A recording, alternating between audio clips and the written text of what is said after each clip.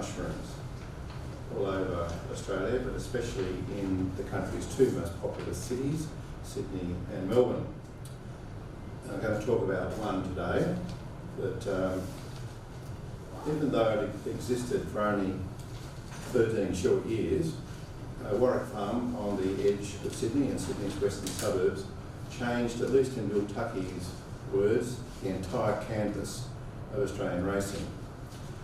Now, of course, I could devote my time to backing up that substantial claim, but in fact I've written an entire book on that subject, and that's this book, which I brought down, as I said, 2 copies, but, and I'm selling for the conference price of $30, discount $20.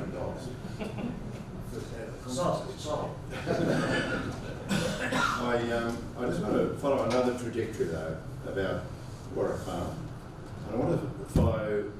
I'm an historian rather than I'm a motoring enthusiast, but I'm also an historian, and I'm more interested in the way in which cultural and social influences intersect with sport. I've written quite a lot on rugby league, which won't impress any person here, but anyway, that's what I like doing. I like to use sport as a window of understanding broader things in social history.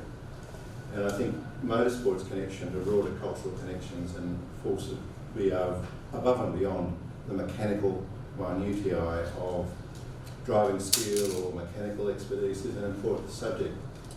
Nonetheless, when Frank Maddich, the great Frank Maddich, subsequently remarked that Warwick Farm and its promoter, Geoffrey Sykes, changed or had brought an English quality of racing and organisation, and I'll repeat that since it's a pivotal quote, an English quality of racing and organisation to Australian motor racing, he clearly meant it as a compliment. So my question is, what, however, did an English quality of racing and organisation entail, and how did this Englishness manifest itself? I should also point out that Englishness has a peculiar and curious dynamic in Australian sporting culture. From the nation's colonial origins, imperial patriotism was the taproot of conservatism in this country, and a sense of enthusiasm for all things English infused many aspects of Australian culture, including sport and motoring. That wasn't uncontested, for all that Englishness was admired and emulated, it was also resisted and resented in some cases, and that's particularly so in the sporting arena. After all, beating the Poms at cricket became the raison d'etre of that entire sport, really, in this country. We couldn't whip the Poms, there wasn't that much point in it. And need to remember too that in the 1960s, many Australians still regarded England as home. The two major sports that defined the seasons in Sydney, rugby league in winter and cricket in summer, were themselves fragments of British culture, British popular culture. So I'm critically engaged with all things British, with some sections of the motor racing world, that in 1950 the Light Car Club of Australia considered starting a fund to assist the British Racing Motors, BRM, win a Formula One World Championship. Others wrote to Australian Motorsports suggesting that part of the ticket price for admission to events in Australia should be allocated to the trust fund that ran BRM. It's rather hard to imagine something like that happening in any other context than in 1960s Australia. As the historiographical cliche goes, the past is a foreign country. In any case, just as Germany had dominated motorsport in a period of the Third Reich before World War II, after the war, English manufacturers, Aston Martin, Jaguar, Lotus and Cooper, dominated the world's motor racing tracks. In the 1950s, British racing drivers like Stirling Moss were in the ascendancy, and the names Goodwood, Aintree and Silverstone held an allure that no Australian track, thanks Gary, could emulate. In short, to be English was to be top of the tree. The 1959 Tourist Trophy at Goodwood, which was ultimately won by Stirling Moss, witnessed the evolution of motor racing worldwide, to start with in Britain, but from an elite pastime for wealthy men to a sport with wide community appeal and support. And that phenomenon soon spread over to the Antipodes, and it happened at Warwick Farm, at least in Sydney. The sources of Warwick Farm's Englishness were not complicated. The first was this man. Geoff Sykes was the General Secretary of the Australian Automobile Racing Club between 1959 and 1973, when this club existed. And I probably need to include a disclosure statement. Geoff Sykes, I have a high personal regard for. As a young kid, he was one of the first adults that ever treated me seriously. We used to go and help set up Warwick Farm events on the Fridays before the Tasman events, and very happy to do so. He was chosen by the Anglo-Australian committee members of the Australian Jockey Club, which ran, the Australian Jockey Club ran horse racing at Warwick Farm, and they had decided to include motor racing in the adventure. Sykes was the archetypal English gentleman, or at least one from the home counties. He was polite, he was self-effacing, he was well-spoken. He was a kind and decent man. As I said, I have a high opinion of him. You can take that with a grain of salt, but to me, he was a wonderful man. And I'm not the only one who feels that way, actually, people who knew him. He had been the Assistant Secretary of the BARC, and his particular job in England was to set up and run the subsidiary track in the north of England, ironically also at Liverpool, but not Liverpool, New South Wales, Liverpool, England, at Aintree. And he started it, and he developed it, and he made more or less every post a winner. It viewed itself as the Goodwood of the North and was the venue many times when Sykes was in charge of the British Grand Prix. Most memorably when Sterling Moss won in 1955, becoming the first time a British driver had won his home Grand Prix. So that's Sykes with an obvious famous motor racing driver.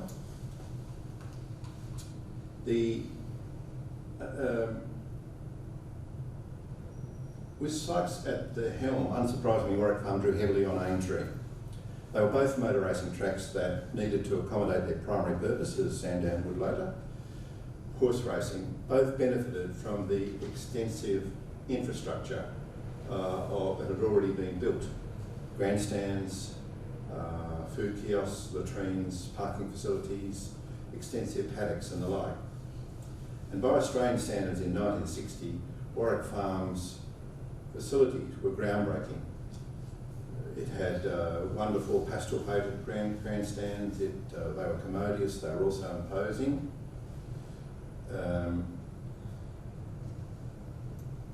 It had extensive lawns, it had white painted fences, it had colourful garden beds, and they were a revelation to the motor racing public in this country that had been used to dusty paddocks and dusty or muddy paddocks, depending upon the weather. As Doug Nye suggested, Warwick Farm's unbelievably lush grasses, overhanging gum trees and scenic lakes created a kind of exotic down under Aintree, and that's where I got the title of my book from. It is indeed quite accurate. I've heard some criticism of my book's title, Aintree Down Under, but that's in fact exactly what it was. It was Aintree Down Under. Part of Geoff Sykes' project was to create a new Britannia 12,000 miles away on the fringes of the former convict colony that had been established by the British in 1788, to transplant a broadly Goodwood flavour to the Antipodean setting. I'm not a particularly avid Anglophile, but I have been to several Goodwood revivals, and I think Roy Salvadori had a point when he made that famous remark about Goodwood: give me Goodwood on a summer's day and you can forget the rest of the world. The South Downs are indeed quite magical. Most of the innovations that Sykes introduced to motor racing in this country were considered state of the art, but they really were just copies of what had been happening in England with the BARC. If you go to the BARC Brooklands Museum in Weybridge, Surrey, it's clear that most of the things the ARC did, including the programs or whatever, the paraphernalia, were directly derived from the BARC model. Even the printing work and minor details of presentation of membership cards, grandstand tickets, programs, and flag and spectator marshals, armbands and things. I've still got my armband, I should have worn it today, from Warwick Farm, and I was a flag marshal. and I thought they were quite special and quite different. But in fact, they were just copies of the BARC stuff. The only thing that changed in most cases was to delete the word British and substitute Australian. Even the typeface was the same. Warwick Farm's innovations looked apparently novel. One of them was a no spinning rule, that if you spun out at club meetings, it was deemed that you were a lunatic and shouldn't be allowed back on the track, and that was it for the day, thank you very much. Well, that was basically what the BARC did as well.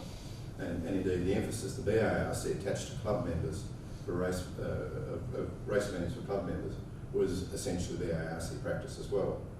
It wasn't a suggestion of plagiarism so much, but Sykes had been the underling to one of motor racing's great figures, John Morgan, and I think he basically knew that anything that worked for John Morgan in Britain would essentially work for him in his new adopted country, and he was quite right about that. My point is partly that, on balance, it's surprising that in a sport with so many rough edges, how well accepted and how well respected a well-spoken Englishman was in this country, rather than being cast as a pommy interloper or even a pommy bastard. The farm, as it was known, Warwick Farm, was known as the farm, and the Englishman who ran it, Australia's Mr. Motor Racing, better keep going on. That's right, I'm sorry, getting a bit out of order, but anyway, inspired genuine affection and admiration in Australian motor racing. According to Brian Hanrahan in The Age in 1967, Sykes was the most influential, organised and successful race promoter in the country. On the other hand, amidst the mosaic of factors that caused the closure of Warwick Farm motor racing track in 1973, it's obviously still going. It's had an amazing rebirth as a super flash five-star hotel in Pennsylvania recently. But when it closed, the motor racing track closed in 1973, there were a number of factors involved. But the hostility of the Confederation of Australian Motorsport towards Warwick Farm was one. Geoff Sykes actually said that the organisation's initials stood for conspiracy against motorsport. Behind the issue of upgrading safety fencing, and that was happening all the way around the world, armcoat fencing was replacing wooden fencing, it's possible that the racial origins of Geoff Sykes, the AARC's General Secretary, played a part. In Australia, despite the crimson thread of kinship, Poms are not always welcome with open arms. And even though Sykes was no hide-brown British aristocrat dispensing trinkets to the colonials, it would be surprising if at least some in Australian motor racing didn't regard him as a pommy interloper. Seemingly some of the powers to be in CAMS felt that way. And I argue that Donald Thompson would have been the major figure involved in having a certain resentment towards Geoff Sykes. There was apparently a famous exchange at the 1968 London to Sydney Marathon conclusion when Geoff Sykes was introduced as Australia's Mr. Motor Racing, and Donald Thompson took significant exception to that. But I don't think that actually helped relations between, and there's a kind of, I know this is all in the distant past, but there's a kind of Sydney-Melbourne overlay in all of this, CAMS in Melbourne, Warwick Farm in Sydney. And I mean, it's good that all those sorts of things go away, I hope. But even John Keith, who was a major figure in making CAMS a much better organisation, he too had a certain reservation about Geoff Sykes' elitism. He felt that the chap with a fairly elitist background in the UK was brought to Australia by an organisation used to getting its own way, but it's the AJC. I mean, nothing happened in Sydney at the time if the AJC didn't want it, right? And had little knowledge of motor racing in this country. So the relationship between Geoff Sykes and CAMS was bound to be difficult. I mean, there's a sense in which, according to John Keith, that Sykes didn't fit into Australian egalitarianism, and I'm not sure that's true.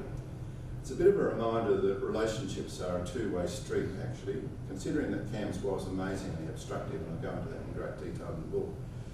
It would be hardly surprising if Geoff Sykes wasn't regarded as a bit elitist or a bit aloof. I mean, he did have a kind of English quality to him, and he did represent a kind of reassertion of a white-collar hegemony in a predominantly blue-collar sport. And he some instances he was guilty of, I guess, snobbishness. He went once to the ARD secret club premises at Leichhardt and was horrified to see the piles of beer cans being used as bridges and made buildings and things on a Friday night. But after Warwick Farm closed in 1973, Geoff Sykes stayed around here and died in 1994. The man from the home counties loved his adopted country with all of its superficial egalitarianism, because that's what it is, superficial. One of his great mates in Australia was a gentleman by the name of Arnold Glass, who was about as knockabout and about as ochre as it's possible to be, given to driving around Sydney in a large pink American convertible with his shirt off. But he and Geoff Sykes were really good friends. As well, I think Australia's motor racing embrace of Englishness, and this is about broader themes, was under challenge from another quarter. The particular thing that's involved is what was called sprint racing at the time, but I mean drag racing. And it was obviously conducted over a quarter-of-a-mile strip between two cars running by side, and it had a major spike in popularity also in the 1960s. Clearly, it's an American-inspired sport, so if there's a sense in which circuit motor racing has an English quality to it, there's a competing factor here in terms of drag racing. And Australians loved drag racing. They adopted it with great enthusiasm. They adopted its argot, its 12 whole shots, which I think just means starting, and driver nicknames like Fizzball with great alacrity.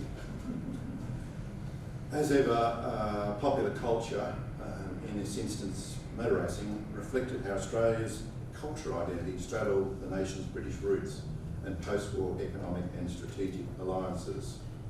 Australian motor racing hovered between Americanisation and Englishness. The few American cars of the 1960s that could go around a corner, like the Ford Mustang and the Chevy Camaro, they proved successful in Australian motor racing. No, I've got an image of that, yes I do. Second Mustang with a very primitive spoiler system on the boot. I actually was walking past a garage in a house quite near to where I live in Sydney, and all of a sudden the garage door was open and there was the first Pete Gagan Mustang. And how it gets to be in deepest, darkest Northbridge, I'm not sure, though the man was obviously a fairly wealthy gentleman. But they were very successful, those two cars, obviously, in circuit racing. The venue that took over from Warwick Farm as Sydney's premier motor racing track, Oran Park, had a decidedly American twang. Americanisation obviously prevailed in the long run, though it built upon a local tradition of Ford versus Holden rivalry. The current genre of elite motor racing, V8 supercars, and to me I'm quite depressed by the fact that that's all there is at the elite level of motor racing in this country, is obviously just NASCAR transplanted, left out in the rain and shrank a bit. Nonetheless, harking back to the 1960s, Frank Maddich, who enthused about Geoff Sykes and Warwick Farm bringing English quality of racing and organisation to Australian motorsport, is quite justified. In short, if Sykes successfully transplanted a certain quality of Englishness to the western suburbs of Sydney, he basically ensured that the motor racing public got the very best available at that time. Thank you very much. That's it.